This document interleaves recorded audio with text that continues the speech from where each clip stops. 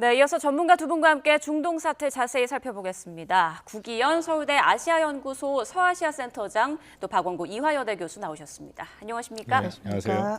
자, 먼저 미국-이란 협상 상황 보기 전에 아침에 속보로 들어온 내용부터 좀 보겠습니다. 트럼프 대통령이 독일 주둔 미군 감축을 검토하고 있다. 조만간 결정이 이루어질 것이다라고 말했는데요.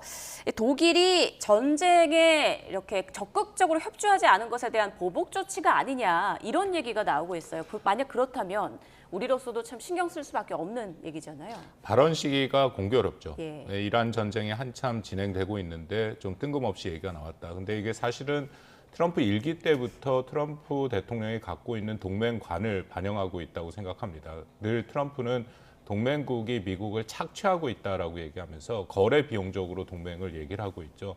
2기 들어서는 그것이 훨씬 더 강화돼서 어쨌든 동맹이 지금보다 훨씬 더 높은 수준의 책임과 비용을 분담해야 된다. 그중에도 나토에 대해서 매우 부정적인 시각을 계속 갖고 있었고 그래서 나토 국방비를 5%로 증액을 요구를 했고 심지어는 나토 탈퇴의 가능성도 여러 차례 얘기를 했었죠. 이런 상황에서 이란 사태가 발생을 하니까 더더군다나 이제 나토에 대한 그런 부정적인 얘기가 있었고 그중에 제일 유럽의 나토 국가 중에 대규모 미군이 주둔하고 있는 독일이 특정됐다라고 판단이 됩니다. 다만 이것이 뭐 이란 전쟁이라든지 그런 거에 직접 영향을 받았다기보다는 트럼프 일기 때부터 그 독일에 주둔하고 있는 미군에 대해서 조정을 하겠다. 이게 일종의 냉전형 붙박이 전략이라고 하거든요. 그래서 그것을 신속 기동군으로 바꾸겠다라는 생각과 정책은 있었는데 아마도 이번 이란 전쟁을 통해서 좀 정치적 의미를 부여해서 이것을 진행하고 있다. 그렇게 판단이 되고 말씀하신 한국에 대해서도 뭐 비슷한 생각을 갖고 있죠. 전 세계에 주둔한 미군 중에 그런 식으로 냉전식 붙박이 주둔을 하고 있는 것은 한국과 독일이라고 얘기를 많이 하니까 양쪽 다 주한미군도 그렇고 주동미군도 그렇고 기존에 있었던 역할과 책임이 훨씬 더 신속하게 기동이 가능한 그런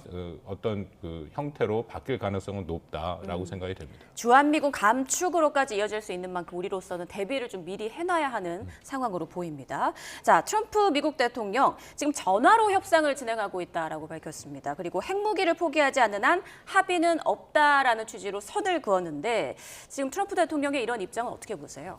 저는 전화를 어떤 분들과 했는지는 잘 모르겠으나 확인되지 않았으나 아마도 예상하기로는 이제 파키스탄이 이제 중재국 역할을 했기 때문에 그런 선을 통해서 이제 전화로 이제 협상을 이제 진행을 하는 것 같고요. 지금 상황을 한마디로 요약을 하자면 정말 구조적인 교착 상태에 머물러 있다라고 얘기를 할 수가 있습니다. 지금 전쟁이 이제 발발한 지 이제 2달째 되고 있는데요. 이 전쟁에 대해서 그 누구도 어느 쪽이 이겼다라고 판단을 할 수 없을 정도의 그런 이제 원하는 양쪽 모두 다 원하는 결말을 갖기가 굉장히 어려운 구조라고 볼 수가 있고요. 예를 들어서 미국은 핵 포기를 전면적으로 이제 포기를 이제 요구를 하고 있고 이란 같은 경우는 먼저 이 호르무즈 해협을 봉쇄해라. 호르무즈 해협뿐만 아니라 레바논에 어떤 포함을 해서 전제 조건을 계속해서 이제 내세우고 있어요. 그래서 어떻게 보면 근본적인 입장 차가 좁혀지기가 굉장히 어려운 그런 상황이 있고 사실 보는 사람들 입장에서도 굉장히 지친다라는 인상을 줄 정도로 굉장히 구조적인 교착 상태 그리고 뭐 동결된 분쟁 뭐 이런 용어를 쓰기도 하는데요. 그런 상태에 답답한 상태에 있다고 볼 수 있습니다. 네, 이제 2달을 넘겨서 3달째 전쟁이 이어지고 있는 상황인데 이란과의 갈등이 냉전과 유사한 상황으로 흘러가고 있다라는 미국의 언론 보도도 있었습니다.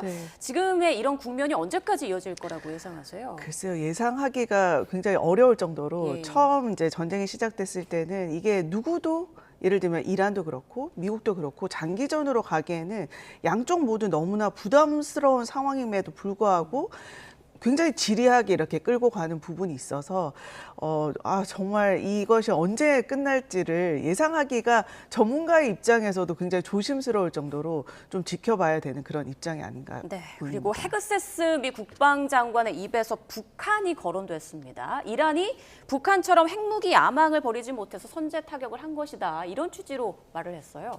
뭐 여러 가지 합의가 있죠. 청문회 때 이 발언이 나왔는데 헤그세스의 기본적인 입장은 북한 같은 경우에는 이제 재래식 무기를 개발을 했고 거기에는 미사일을 포함해서 한국의 특히 수도권을 공격할 수 있는 그 장사정포 같은 것들이 있었기 때문에 북한이 핵을 개발함에도 불구하고 미국이 군사적인 옵션, 선택지를 사용할 수 없었다라는 거죠.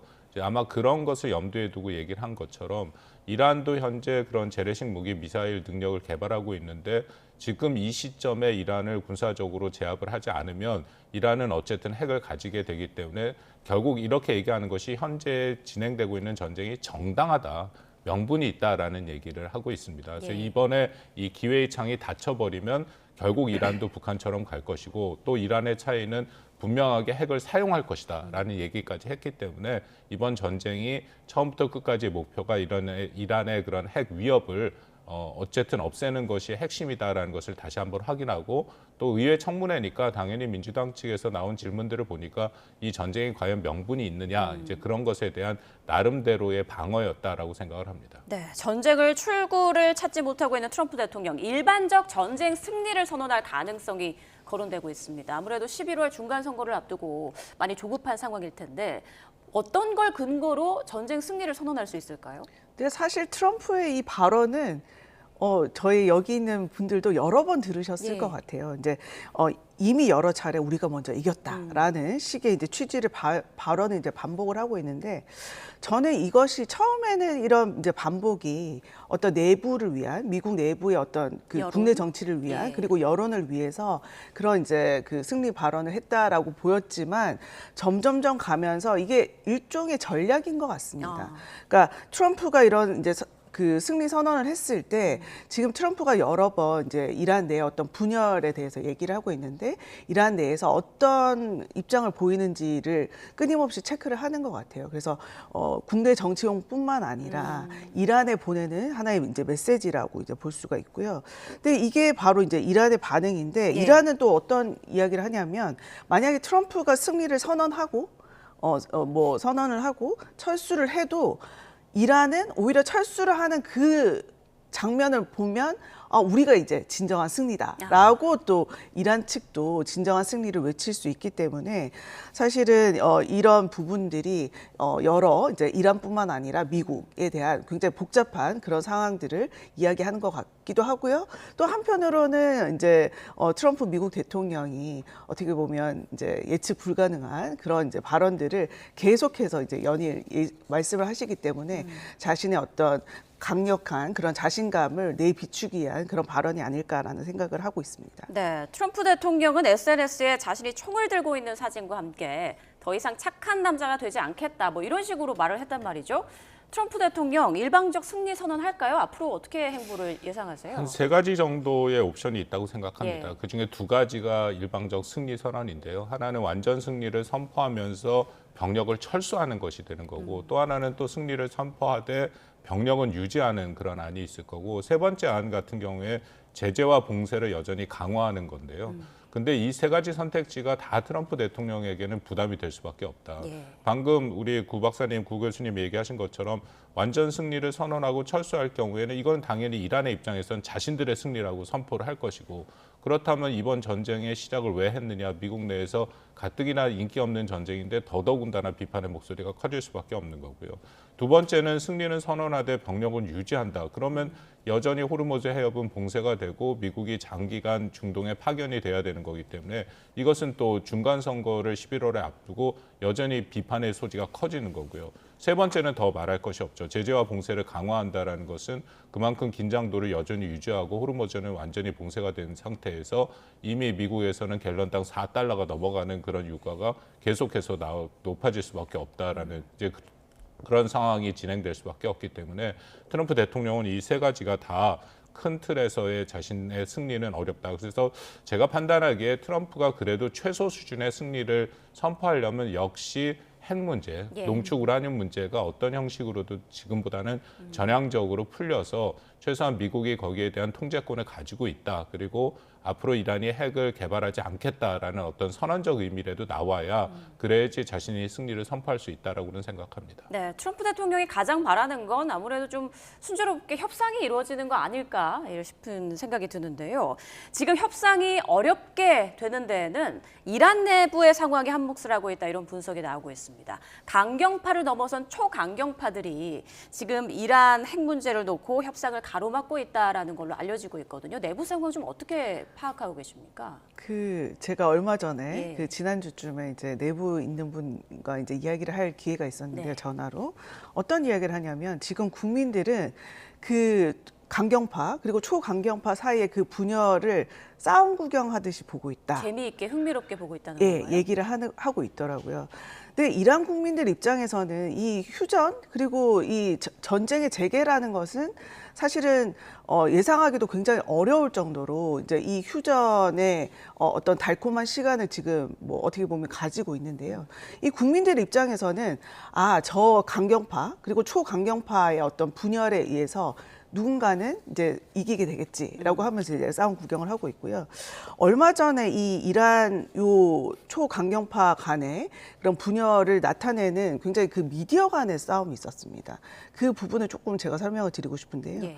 그 미디어 공방이 이루어졌어요. 그 타스님 통신이라고 하는 이제 혁명 수비대 산하에 있는 통신 기관이 어떤 이야기를 하냐면 전면 제재 해제나 지역 동맹 전체를 포함한 완전한 휴전 요구는 마치 콩나무와 같은 비현실적인 기대다라고 얘기를 하면서 이제 초강경파는 협상 자체를 해서는 안 된다라고 계속 주장을 하고 있거든요. 예. 그래서 그 주장에 대해서 이제 사실상 비판하는 사설을 냈고요. 지금은 이제 내렸지만요. 그러니까 바로 초강경파의 입장이라고 불리고 있는 이제 잘릴리 전 대표 이제 진영을 대변하는 또 라자 뉴스가 바로 이것에 대해서 이제 그러면서 이제 반박하는 뉴스를 내기도 하고 그래서 이게 어쩌면 이란의 경우는 개혁파라고 보기는 지금 어렵거든요. 예. 개혁파로 분류되는 사람들은 이미 다 제거가 된 상황이고 강경파, 초강경파 사이에 이런 분열이 계속해서 나오는 이유는 잘 아시겠지만 몰스타버 이제 지도자의 어떤 신변에 대한 그런 부분들이 확실하지 않기 때문에 그 부분에 대해서 그야말로 싸움을 하고 있는 것 같습니다. 네. 자, 그런데 이란 국민들이 이 상황을 좀 흥미롭게 보고 있다는 분에서 좀 의아한 생각이 네. 드는데 지금 이란의 경제 상황이 굉장히 극심하게 어려운 걸로 알려지고 있지 않습니까? 네, 맞습니다. 어떤 그렇기 건가요? 때문에 예. 예를 들어서 지금 휴전 전에는 사실은 이 전쟁이 시작 초기에는 일부 사람들은 이게 전쟁이 잘 진행이 돼서 이 정권이 뭐 좀 무너지고 우리가 원하는 좀 이제 시장 개방 이런 핵 협상도 잘 해결이 되는 그런 새로운 정부를 원한다라고 했던 분들도 이제 전쟁이 그 한 달 반이 지나가면서 이제 협상이 겨우 이제 시작이 되고 휴전이 됐기 때문에 이미 그 피로감이 굉장히 높았습니다. 그 전쟁에 대한 피로감도 예. 너무 높고 지금은 휴전된 상황에서 가장 심각한 점은 아까 말씀하셨지만 이란 경제에 대해서 말씀을 하셨잖아요. 빈익빈 부익부 현상이 너무나 심각하게 지금 이루어지고 있고요. 휴전이 된 상황에서 이란 테헤란의 경우는 테헤란 북부는 상류층들이 많이 살고 있어요. 그리고 남부는 좀 그야말로 이제 중하류층 이제 국민들이 많이 살고 있는데 지금 휴전된 상황에서 상류층은 이미 그 쇼핑몰이 복잡하다라고 이야기를 할 정도로 이제 돈이 이제 상류층들은 일상의 생활로 돌아왔지만 테헤란의 남부 같은 경우는 또 테헤란 남부의 지형도 자체가 몰스타버를 비롯한 그런 군 수뇌부 이런 그 정부 기관들이 굉장히 많은 곳이 바로 테헤란 남부 지역입니다.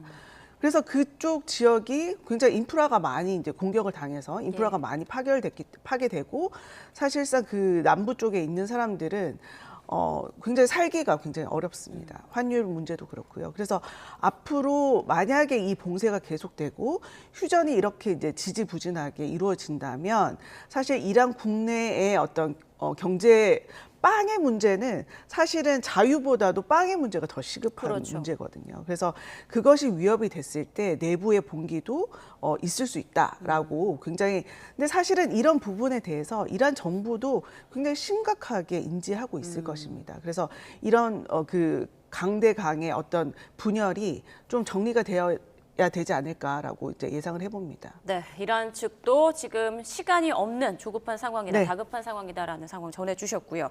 트럼프 대통령은 지금 호르무즈 해협 봉쇄를 장기 유지할 것을 시사하고 있습니다.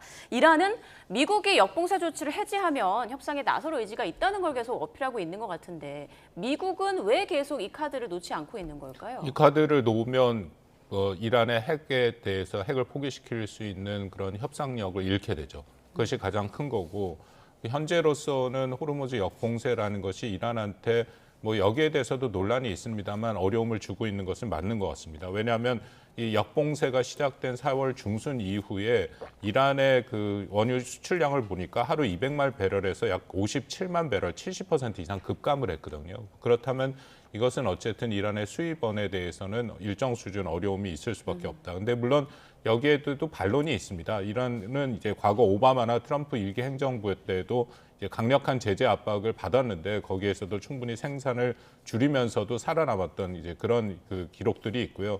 또 봉쇄가 완전히 된 것은 아니고 반쯤 구멍 난 상태이기 때문에 이란은 여전히 석유를 수출하고 있는 이제 그런 모습들도 있다. 그렇기 때문에 이 호르무즈 해협이 결국 이번 전쟁의 가장 큰 위험 중에 하나죠. 그러니까 미국이 이 선택을 했는데 이것은 양날의 검 같은 겁니다. 말씀드린 것처럼 이것을 통해서 이란을 압박할 수도 있지만 이것 때문에 또 미국의 유가가 전 세계 유가가 계속 올라가거든요. 그 갤런당 지금 4달러가 넘어가고 있다. 이건 체감 경제 지표로서 11월 중간 선거에 굉장히 크게 영향을 줄 수밖에 없는 미국의 유가의 변화거든요. 이제 이런 것들을 놓고 본다면 호르무즈를 계속 장기 봉쇄한다라는 것이 기본적인 트럼프 행정부 입장이긴 하지만 이것 또한도 미국 국내 정치를 생각할 때는 적지 않은 부담도 되고 있다라고 판단이 됩니다. 네, 지금 양국 모두 긴 전쟁으로 지치긴 마찬가지입니다. 일방적으로 트럼프 대통령이 전쟁 승리를 선언할지 아니면 협상에 좀 진척이 있을지 앞으로의 상황을 좀 지켜봐야겠습니다. 지금까지 구기현 서울대 아시아연구소 서아시아센터장 박원곤 이화여대 교수와 중동 상황 짚어봤습니다. 고맙습니다.